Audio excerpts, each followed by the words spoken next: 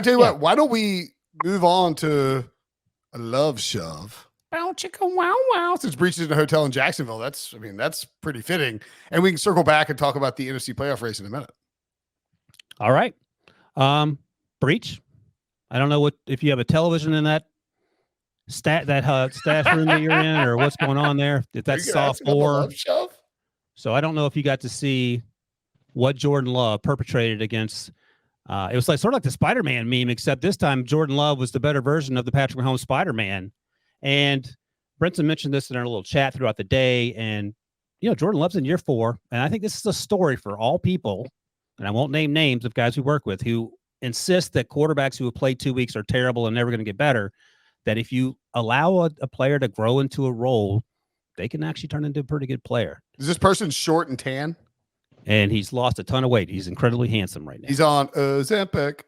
But I think, Breach, tell me your thoughts about the Jordan Love journey, number one. This team is now inside the playoff bubble in the NFC, and then we can back in that about our concerns about the other team across the side of the field that continue to struggle with people catching the football.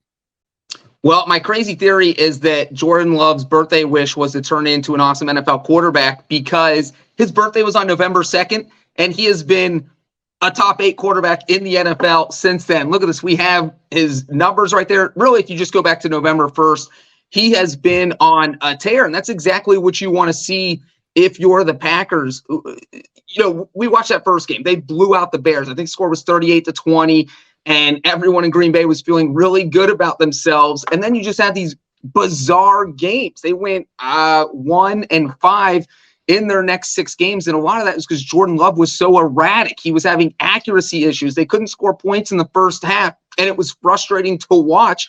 And it was, is this how Jordan Love is going to look down the road, or is this Jordan Love growing pains, or is Jordan Love going to get everyone fired because this is going to end up being the worst draft pick of all time? I mean, I feel like that's where Packers fans were in their mindset heading into November. And now you look at these last 5 games, they're 4-1. They've beaten the Rams. They've beaten the Chiefs. They've beaten the Lions. They have very good wins. And Jordan Love has been getting better every week. And this game was his Mona Lisa. I mean, he outdueled Patrick Mahomes at home in prime time. You don't beat Patrick Mahomes in prime time, and Jordan Love did it. He looks so good. And if I'm a Packers fan, I am absolutely thrilled about the future of my team in Jordan Love's hands.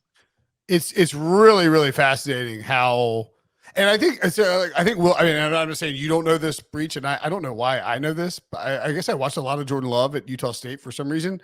I was a big fan of his, obviously his senior year, very different from his junior year, but Wilson, I think that you would attest to this as our draft analyst at CBSSports.com, that when you watch Jordan Love play, it sort of mimics what you saw in college in terms of there's inconsistency on a play-to-play basis.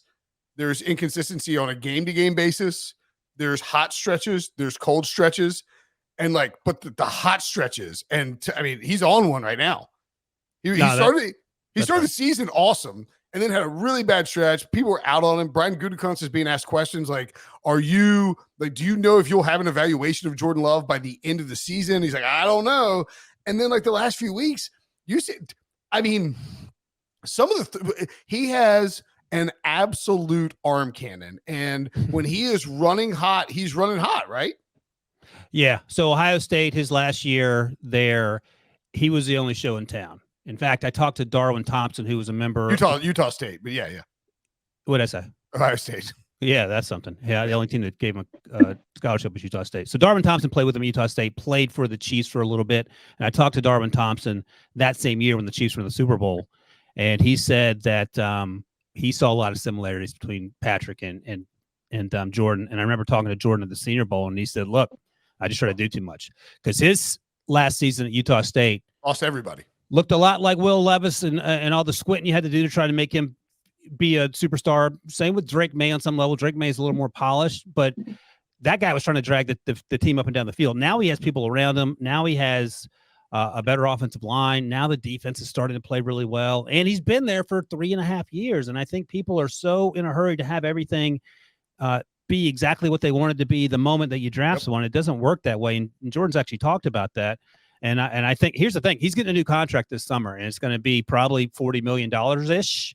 And that's Daniel Jones money. And the Brian Dable would drive to Green Bay right now.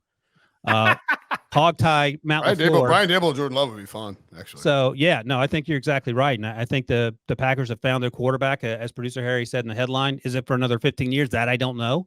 But let's see. Brinson, rank the quarterbacks in the NFC North right now. Oh, the ones who are healthy? Yeah. I mean, Kirk, who knows where Kirk's going to end up? I mean, I said one of my bold predictions for the season was Jordan Love would have a better year than. I mean, you said Jordan Love would have a better year than Aaron Rodgers, which I mean, it's a layup. Put it on the board. Yes, it was a freebie after week one. Even if he just stay healthy. Although I don't know at points it was like maybe he's having a worse year.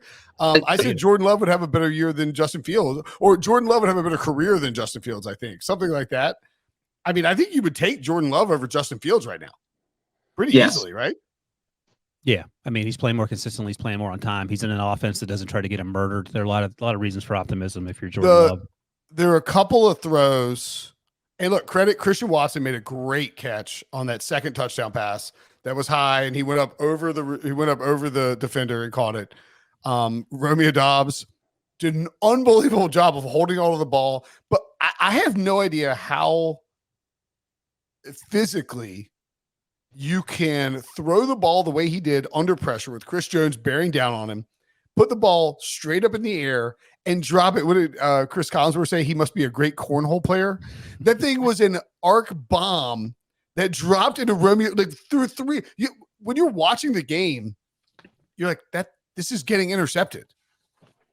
Yeah, like, but the thing is, Patrick Mahomes does that all the time. I mean, it's just another version of that. There's some similarities to the game for sure. And it's also like, look, Matt LaFleur is a good head coach. Andy Reid is like a once in a lifetime head coach in terms of offensive ability and what he gets out of his quarterbacks. And when you were talking about the sort of the draft process, you wonder like, what if Patrick Mahomes didn't go to Kansas City? I'd love to know what Andy Reid has thought about the various quarterbacks that have come into the draft over the last few years when he didn't need to draft one, but obviously isn't going to give his opinion and say, oh, I love this guy, he's incredible, because everyone will move up the board. I feel like Jordan Love would be one of those guys that he would fall in love with because of the skill set, because of the physical traits, and because he believes he can coach him into a spot where he performs at a really high level. And, look, this is a team, and we'll get to the NFC playoff picture in a minute. Packers are right there, man. They're currently right there. The number 7 seed ahead of your Los Angeles Rams. Breach, before we move on. No, sorry. I was going to say they had a top 5 pick 3 weeks ago. Yeah, if they lost today, the Packers, they would have had the number 10 pick. And I know that because I have a mock draft coming out